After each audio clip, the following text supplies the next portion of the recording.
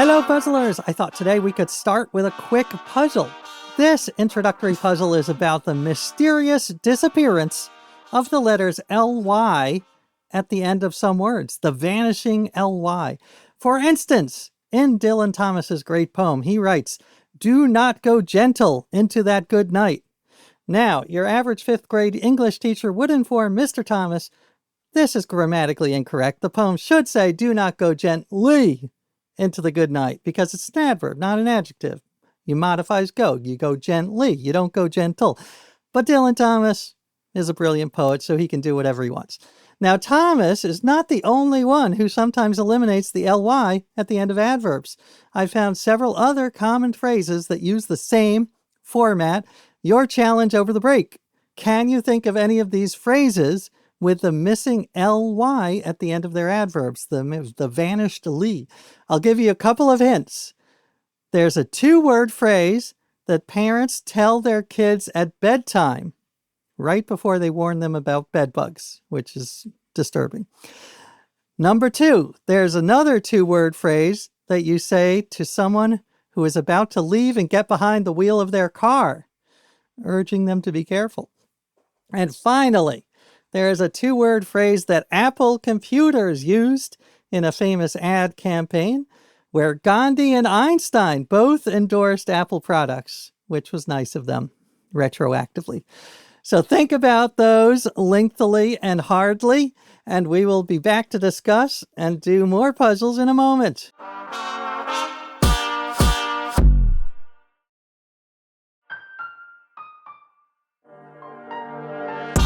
Hello, folks. Welcome back to the Hello Puzzlers podcast, the Memento Mori hourglass in your puzzle renaissance painting.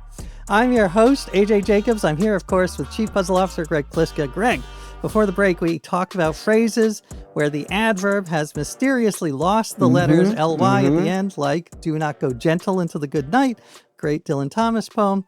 I gave a couple of hints. A two-word phrase that parents tell their kids at bedtime. What might that be? Well, you're looking for sleep tight, aren't you? I am. Okay. Sleep tight. Then there's another two-word phrase you say to someone who is about to leave and get behind the wheel of an automobile. Drive safe. Drive safe, exactly. Leave. And then the final one that I clued was the Apple computer slogan said by Gandhi and Einstein. Do you think different? Think different, exactly. Spell different. Now here's the thing. Isn't it possible that some of these words have morphed by the use of native English speakers into adverbial usages of the non-ly form? That is true. There has been a shift over time. There used to be more words without the ly. But then there are the new words that like ad companies use because they don't want to waste letters, like eat fresh is eat fresh. A Subway sandwich. I also think, also in the case of, I'm going to give credit to Dylan Thomas and to Apple, but not to the parents. In the case of Apple, they want that slogan to stick out. So think differently would just sound like something sound very normal, but think different because of its non-standard usage sticks out. And I think as a former English major, I think people would say that about the Thomas poem too. Do not go gentle, meaning not so much the state of your going is going to be not gently, but that don't be in a state of gentleness when you go. Right? I think he's being intentional. It was intentional. Like even if he had Grammarly, he would not have changed it, is my guess. Right. Now, there is a reason that I bring all of this up. Oh, I thought we were just going to have a grammar and poetry analysis discussion. No, it is a very appropriate phrase because our guest today has written a fantastic new novel with the title Go Gentle. She has also written the mega bestseller, Where'd You Go, Bernadette? She wrote for years for television, great shows including Arrested Development and Mad About You. I'm talking about Maria Semple. Welcome, Maria. Thank you. It's so nice to be here, AJ and Greg. We are delighted to have you. And I loved Where'd You Go, Bernadette? I love Go Gentle, which we're going to get to in just a bit. Wait, shouldn't it be Where Did You Go, Bernadette-ly? Oh. Isn't that? But I'm actually, I know, AJ, we have an agenda, but Maria, do you have an opinion about Do Not Go Gentle? versus gently? It's striking, I think. It's a poem that he wrote for his father on the father's deathbed. And he was just it was basically, do not go gentle into that good night. Old age should burn and rage against the dying of the light.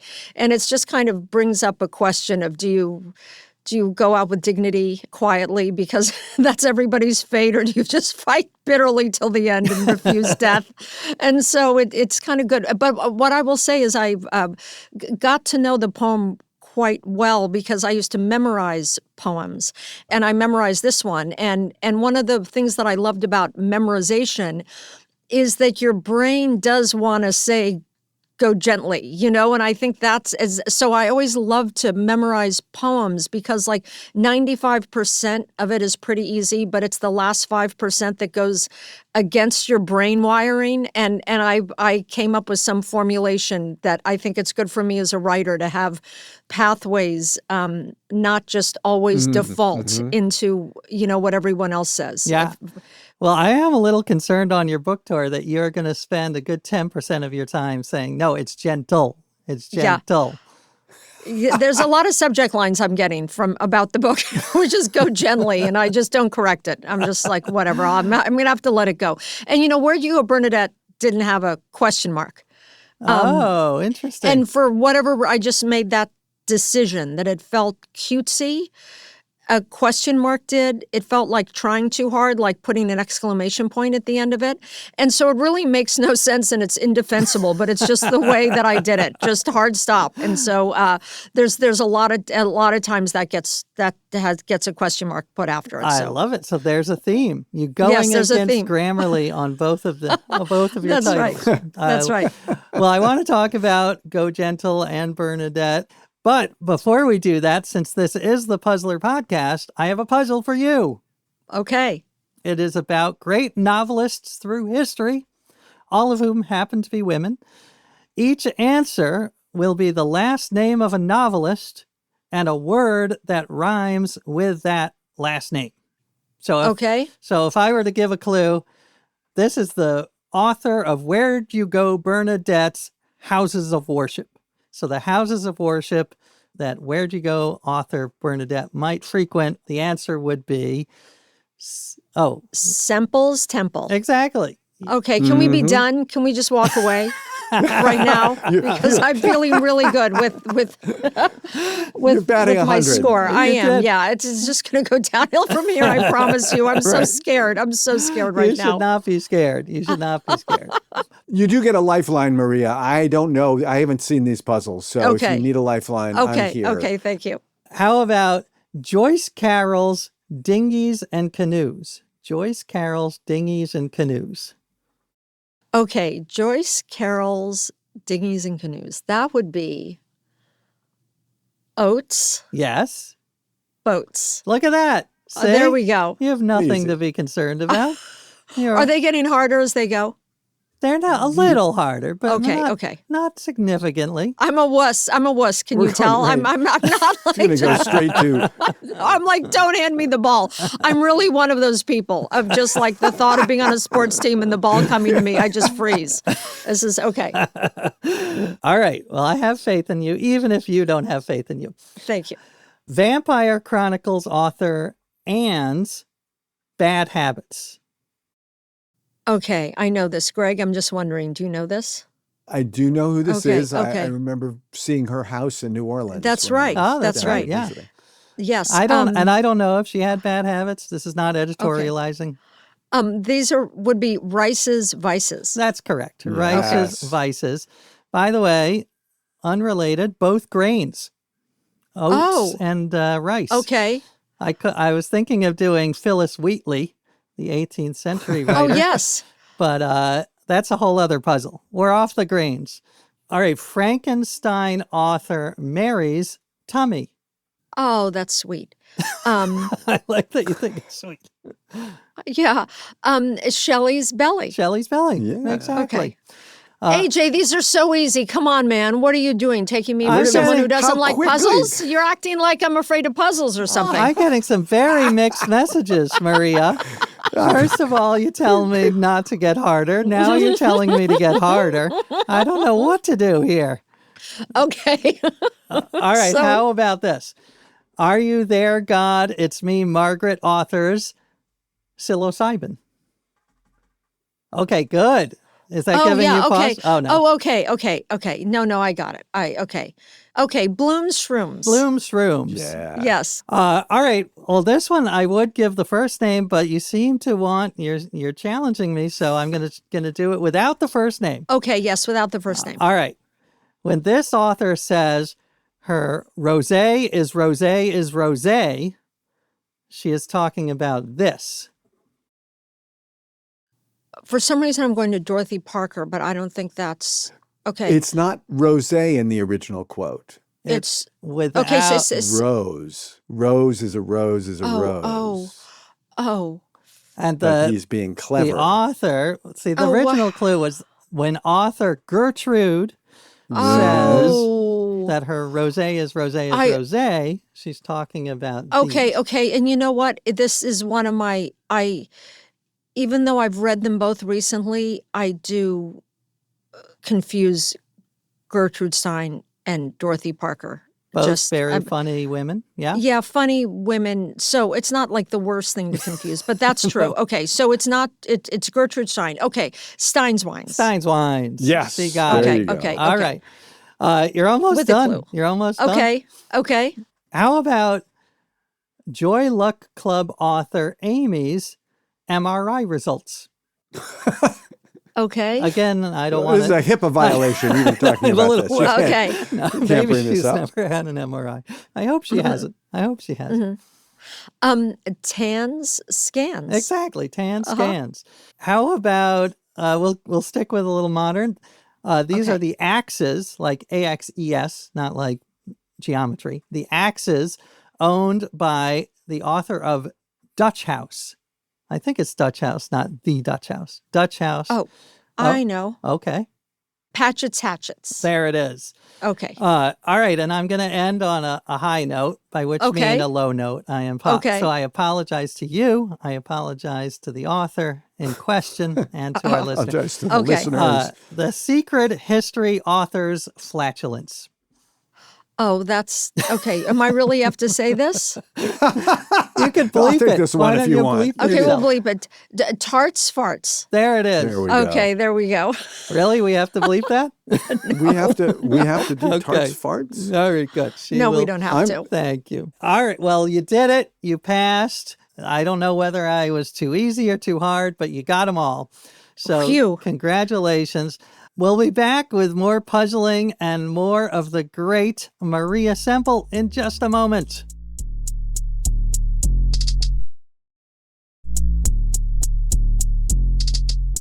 Hello, puzzlers. Welcome back to the podcast. We are here with the great novelist, Maria Semple, whose new book is Go Gentle. And for word lovers, which I believe your average Hello Puzzlers listener is, this is a total treat. In fact, Maria, if it's okay, I wanted to ask you to read the first couple of lines because I think it's one of my favorite openings to a novel ever. And I texted you after reading the first two lines and I said, those are worth the price of the book alone. And you wittily responded, I hope it doesn't go downhill from there. And it does not. It is terrific. But yeah, please, if you don't mind, read those so we can all enjoy. Okay. Well, I'm very flattered. I don't think of myself as someone who writes fantastic opening sentences. So thank you. This is the first I've heard of it. Maybe I'm wrong, but I don't Okay. think I am. Okay, here we go. I slid the fried egg, extra crispy, embedded with cracked pink peppercorns, onto a nest of baby arugula centered atop a slice of toasted sourdough. I sharpened my paring knife with a few satisfying slashes and sliced 4 cornichons thin enough for light to pass through. Those I placed across the warm egg, chevron style. I capped it all off with a second piece of toast, this one thick with lemon aioli. Or I made a fried egg sandwich. But how you do anything is how you do everything. And one might say my life's work has been chasing the platonic ideal. I love it. And I'll tell you why I love it. I mean, it's just this beautiful paragraph, but very flowery, this is, and then you come in with the punchline, the fried egg sandwich, and it's Right. like, it's the setup and the punchline, basically, for me. Good. I'm very glad about that. And I will say that I added to my reading that the line about my life's work has been chasing the platonic ideal. And this is not a spoiler exactly, but it secretly tips the book. Right. But people don't quite know about it at the time, but I always love there's a book called Transit of Venus by Shirley Hazard, who actually I named my name character Adora Hazard because I love this book, Transit of Venus. I'm obsessed with it. And the whole key to the book is kind of embedded in the first paragraph and you don't know it at the time. But then when you finish the book and you're like, oh my God, I'm totally blown away by this book. And then you're flipping through it. You're like, wait, she said what the book was in the actual first paragraph. And I didn't even know it. I didn't notice it, but it's right there the whole time. That's very puzzling. It's puzzling. This is a puzzler. Exactly. So this is why I feel like I can bring this part of the book up because it was secretly laying the clue in the beginning of the book. If you know what I mean, you finish the book and you know what I'm saying by that. And also, the book involves a lot. She becomes a philosophy professor. And yes. Also someone who has not yet had the opportunity to read the book, but knows a little bit about it, right? You read a description. I read that and I thought, oh my God, I get exactly... This here is a character who is obsessed with the perfect details of the fried egg sandwich. Yes.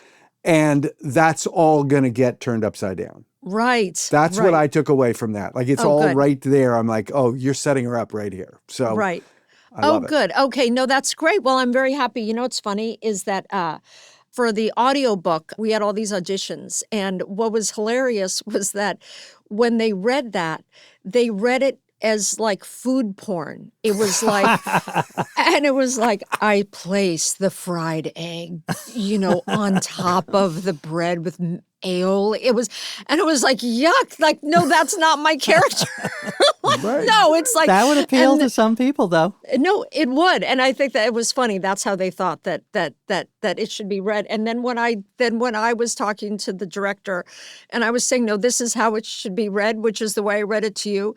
She was like, well, yeah, but nobody's going to like that person. I was like, well, I guess they probably shouldn't get to know me or anything. It saves them from befriending me because I don't know what's so unlikable about it, but apparently there's something that's repellent about someone who thinks that way. Hilarious. And by the way, you brought up the main character's name, Adora Hazard. Yes. On the puzzler, we would do some sort of puzzle, adore a hat, because it's almost a sentence. Adore, I love danger. Oh, right. Oh, my God, that's true. I've never thought about that. That she, Adora. Oh, my God, that's so crazy. Adora Hazard. That's right. And she certainly gets into a significant amount of trouble in this book. That's true. But it almost sounds like she starts out the opposite. She's avoiding the hazard. Yeah. Very much so. But then she finds that she adores... Right. That's right. Something. Oh my God. Okay, good. see? Look this at is that. okay. Can I just tell this to people out there in puzzle land who are not novelists? This is the pleasure of writing a novel, is to hear people smarter than you assign meaning to your book that you did not intend. And believe me, I haven't even really started to go out on tour. I'm going to start with, so Adora Hazard, as you can tell by her name, that she adores Hazard. So I will be fully using that. But that's honored. Amazing. I had no idea. Well, maybe subconsciously you definitely had an idea. Who knows? Yeah. Isn't that funny? That wow. is fun. And can I say one last thing about first lines, which is yes. I am lucky enough to know Maria outside of this podcast. And we actually threw a little game party for mutual friends a few weeks ago. Now, what's crazy about a game party with Maria Semple is one of the games we played was Fictionary, where you have a book, take a book off the bookshelf, and everyone writes a fake first line, and someone writes the real first line, and we have to guess what's the real one. So it was me and Julie, my wife, and Maria Semple and Meg Wolitzer and a couple other brilliant novelists. So it's like we are playing Fictionary with two of the greatest writers alive. It's like a cello competition with Yo-Yo Ma. It's like totally unfair. That somehow A.J. Jacobs wins every single time. I don't know. I don't think I did win that one. I think you did. Maybe. Richard Kind did not win it. No. Richard Kind, the great actor, was there, and I think he tanked it on purpose. He tanked it on purpose. Right. Every first sentence involved a Volvo. Exactly. Yes. Now, I do have more questions about the book, but before that, I want to throw it to Greg, because you and I have a little interesting connection that we've known each other a long time. But Greg, you have some news to break. It turns out we have a connection I didn't even realize we had, and still we knew you were coming on the show. I knew your father. I met him because somebody connected us. And he asked me to write music for the Real Geezers show that he did. Oh my gosh, that's crazy. That YouTube show. So I did the theme music for Real Geezers because I'm also a composer. Like Lorenzo contacted me through a mutual friend. Somebody knew him and said, I know a composer who could do this. And I ended up at the house. I spent an afternoon chatting with him. That was the best. Oh my gosh, what a character. Truly. The creator of Batman and so many other great television and movie 3 Days things. of the Condor. Yeah. Oh my gosh, that's so wild. Yeah. My father really made an impact on a lot of people. He just because he's such a character, he was so iconoclastic and just a wild man, just in his thoughts and his speech and everything, and just his physical presentation and how he ate and just everything. He really was quite something. Yeah. And so, that's so nice. Well, wonderful. I love that connection. It was delightful. Was he like a champion of you as a novelist, or did he always want you to be a doctor? What did, I think he always wanted to be a novelist himself, actually. And I think he always felt, even though he had one of the most illustrious screenwriting careers possible. I mean, he had 20 movies made or something, which just simply does not happen. and a lot of them are taught in schools, and cults, Flash Gordon even, which Quentin Tarantino can't stop talking about. I mean, even his movies, are just people love them. And it's, he really did a lot. But, when I wrote my first novel, I wrote it and did a lot of drafts, and I think dropped it off at his house, the house that you went to. And then I think the next day I walked up to the front door and, knocked on the door, and he had my manuscript in his hand, and he opened the door and he said, "Who wrote this? You didn't write this." So that kind of sums up my relationship with my father, looking for love in all the wrong places ever since. Goodness. But yeah, so no, I think but he was very proud of me and really loved the books, and particularly loved when Where'd You Go, Bernadette became so successful, because of course that reflected well on him. And so he was great.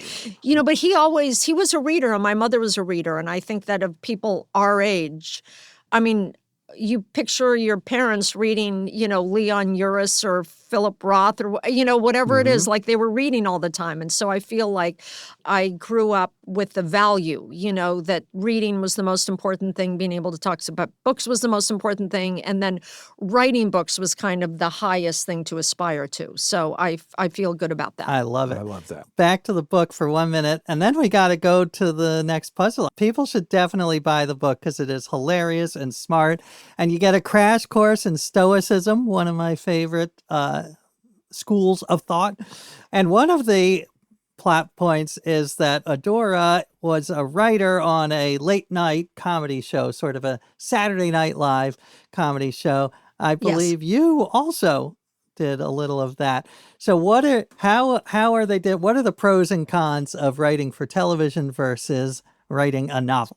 Well, TV is collaborative, basically, is that in television, for just on a very kind of existential level, with a novel, you can't hide behind anything. You can't blame some egomaniac actor, some, stupid network executive for why your work isn't very good. Like that opening line, like for better or for worse, I can't go, yeah, doesn't it suck? I agree. But they made me do it, It's like, it's all you, and it couldn't be a bigger difference because in TV, you're always wanting to do things that you can't do for various reasons. It's like a budget or the actors or the censors or any of that stuff. Now, I will say the exception to that was the show Arrested Development that I worked on, which was like normally when you're on a TV show, you're with all the writers around the table. And you spend most of your time just screwing off and making each other laugh. And it's, we call them like room jokes or room runs, just stuff that like would never, ever make it in the show. You're never even thinking about making it in the show. You're just doing it to waste time until, the Starbucks order arrives or whatever. And so you're sitting there doing that. But I remember on Arrested Development, it was really like this guy, Jimmy Vallely and Chuck Tatham and Richard Day. And they're like the funniest people I know and would be acting so crazy and so funny. And then Mitch Hurwitz, who's the creator of the show and the great genius behind the show, is that Mitch would be at the keyboard, at the table. And they'd all be acting crazy. And then you realize he'd be typing. And then he'd like look up and he'd go like, what was that again? And then you looked up on this monitor and he would just like type it all into the script. And you were like, there's no way that that's going into the show. And it was like all that went into the show was just the craziest stuff, which is why that show is what it is, is that that was the one exception. But basically, I'd say with TV, it's collaborative, and you're working with so many constraints. If it's time, it's page count, it's casting, it's sets. You're on the clock. Things get thrown away at the last minute, and you have like overnight you have to write a new script, or you're on the floor and the jokes don't work, and suddenly you're there and the studio audience is there and they're getting tired, and you have to like come up with a bunch of new jokes on the spot. And so in novels, there's nothing but time and nobody. And as much as I like to think that people are like waiting for my next novel, the world can really, I was going to say do fine. The world's not doing fine. The world can crash and burn without my novel. Do you know what I mean? Yeah. With or without. With or without. Yes. Yeah. Like it really does not need the novel. But where in maybe TV, it does. Maybe it does. Maybe it does. We all need to laugh. Wisdom. It's got the stoic wisdom. Maybe that'll save us. That's right. It's humor and stoicism and all the good stuff and a very pleasant diversion. And so that's kind of the main thing I would say is that you're just fully on your own with with novels, even though it's between two covers and whatever, you're really making every single thing up from scratch as you go along. And it's a lonely and scary feeling. Well, I was delighted to hear in one interview, at least, you said that you enjoyed it because that is the part I do not enjoy. I like talking about it after, but the writing is very, as you say, lonely and scary. Speaking of lonely and scary. Yes. We are. Our next puzzle. Is that a segue to me? You're tossing it to me? Yeah. That's how we're doing this? I just thought, I was like, something's going to occur to me when I say that, and then nothing did. So, speaking of lonely and scary, the next segment is not lonely and scary. So come on back with the great Maria Semple.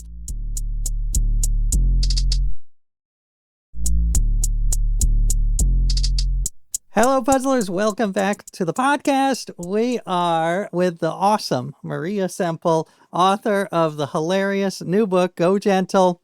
You also might have read the mega bestseller, Where'd You Go, Bernadette? No question mark. But Greg, I believe, has a puzzle related to your new book. So, Greg, take it away. I do. Well, Maria, this is a little bit of insight into how things work here in the puzzle lab. Right. AJ and I both looked at the title of your book and saw Go Gentle, and he immediately wrote a puzzle about adverbs that lose the ly. Mm-hmm. And I looked at it and I thought, oh, that's two words that both start with G. Okay. It's a GG phrase, and there are a whole bunch of those. So I'm going to do a puzzle about that. GG. All right. So what I've done is invented, I figure the book's going to be a hit and you're going to need to write a sequel. True. Okay. True. So I've invented each sequel title I'm giving you starts with a different GG phrase. Oh, okay. Oh, good. Okay. This will be very helpful. I'm So there- actually at Penguin Random House now. I can just go upstairs maybe when this is done Perfect. and just like hold them up for a big Yeah. payday. Done. Okay. So on the card, only 10% to the Hello Puzzlers Okay. for the titles. That's all we ask. Okay, It's good. easy. Because that's the problem. It's the title. It's not sitting down for 4 years and writing. No, of this. course not. No, it's just the alliterative title is all you need. Now, does this count as alliterative? Because it does have G, but Technically it's not. J. Okay. Yeah. Okay. All right. Yeah, It's sort of an alliteration would I be the alliteration. sounds. Yeah. Yeah. All right. But Moving so these on. are all GG phrases, and what I've done actually is invented the plots for these Wow. sequels. Oh, That will be okay. a clue to the GG phrase or name. Okay, more money for me is basically what I'm saying. Like more money up front. Yeah, everything. I have more to sell. Okay. We're just looking for the angle here. So, Okay. so for example, I could say Adora Hazard becomes a climate scientist studying the emissions that cause global warming. And that would be the great sequel, Greenhouse Gases. Okay. Oh, Gigi. Okay, greenhouse gases. I did not get Yeah. that, by the way. So Okay, if you okay. didn't get that, don't worry. I'm not pre-ordering that, Greg. Well, I'm just saying. You're the one who has to sell it to the publisher, Maria. Okay. I'm just That's throwing them out it's there. like it's like a real uphill fight right now. Yeah, I it's gonna thought be I was going to be having a martini dinner tonight, but man. Maybe not. Well, This is- wait, I that was don't- just the first one. You never know Okay. what's coming. Okay. Okay, so let's try this one again. The plot I've given you, for better or for worse, is a clue to the GG title. Okay. In this one, Adora declares that the Earth revolves around the sun and is excommunicated for it. Oh, because there's a person. It's There's a person. Galileo's. What's his full name? Okay. You just Remember that? said it. You just have to say it again. Geo Galileo. No. What do you- Galileo. His Ga- his surname is almost the same as his first name. Oh, That's the- Galileo. Galileo. Galileo. Yeah. Wait, Lee. We'll give Galileo. it to you. What is it? What is it? Galileo Galilei. Oh, I didn't know that. Okay, I thought he was a one-word guy, a one-name kind guy. of know him Okay. that way. Okay. All right, this one you might know, and I'm not sure if you can steal this plot or not, but Okay. let's try it. Adora lives out at the end of Long Island and holds fancy parties with socialites from Manhattan while she consorts with gangsters. Oh, so this title has already been taken, I think. Right? This title has been taken, okay. unfortunately. Well, okay. So, but it's fan fiction. We're basically Exactly. putting Adora in West Egg, Yes. and this would be The Great Gatsby. Yeah, exactly. Okay, Great okay. Gatsby. I don't know if you can sell that to the publishers, but I'm just You know what? putting it out there. Great Gatsby just became public domain, so I'm going to slaughter in. Why in. not? She's looking Yeah. for trouble. She's looking for trouble. I'm going to have her steal Gatsby away from Daisy or something like that. Okay, good. Exactly. It's perfect. Mm-hmm. All right. In this one, she buys a big Cadillac Escalade, or Escalade, however you pronounce it, and drives around using a lot of fuel. Okay. We don't like these. You're not selling this one either. Okay, are you? good. No. Oh, you don't like the vehicles. Yes, gas guzzler. Gas guzzler. Yes, exactly. okay. Okay, good. You guys are in keeping with my book title. You are going gentle on me today as puzzlers, and I'm very grateful for that. Thank All you. right. Okay. Very good. Okay. We're just here to have fun. Okay. Maria. Like Yes, your you're not book, here to it's your- expose me as being No, bad at puzzles. we want you okay. to succeed and thrive and sell one of these book titles. Thank That's you. what Okay, good. All right. She relocates to San Francisco, finding an apartment that overlooks a famous bridge. So the name of this book would be Golden Gate.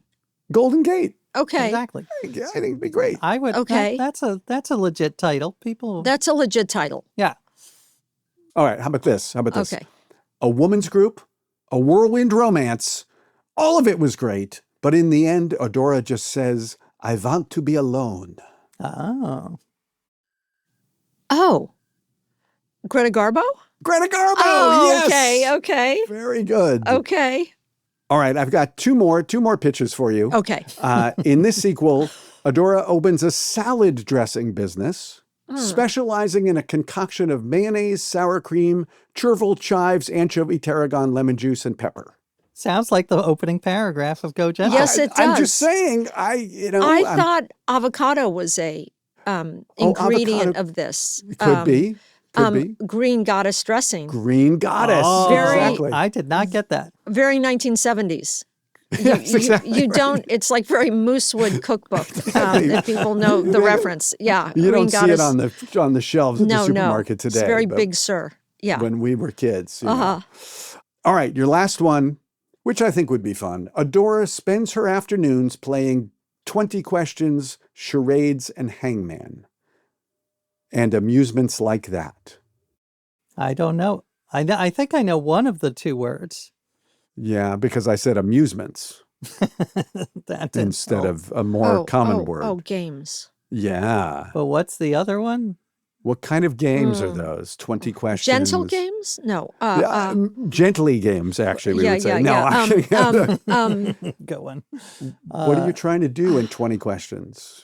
Guessing games. Yes. Guessing games. There you go. Oh, how of all the puzzler, AJ. There you you didn't go. know that. I that's okay if I didn't. I'm no good at games. Okay. You've First of all, succeeded you are. at the guessing game Okay. of Go Gentle right here on our show. Well Amazing. done. Well yes, done. you made it through.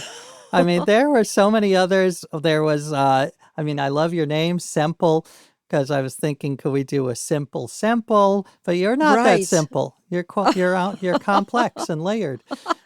Thank you. Well, thank you, Maria. It was a delight to have you and talk Go Gentle. And when you are not reading her book or listening to this podcast, I have another idea of something you can do. What do you think it is, Greg? This is a good guessing game for We'll you. see you here tomorrow. Oh, you could go sign up on patreon.com for Exactly. our Hello Puzzlers Patreon. Patreon.com/HelloPuzzlers. There's a free level and also a paid levels. But regardless, it's a lovely community. You get chats, you get videos, you get chances to interact with us and be on the show. We've had a couple of Patreon folks on the show. So check that out. And, of course, we'll see you here next time for more puzzling puzzles that will puzzle you puzzlingly. Actually, you meant to say puzzling puzzles that will puzzle you puzzling. Ah, good one.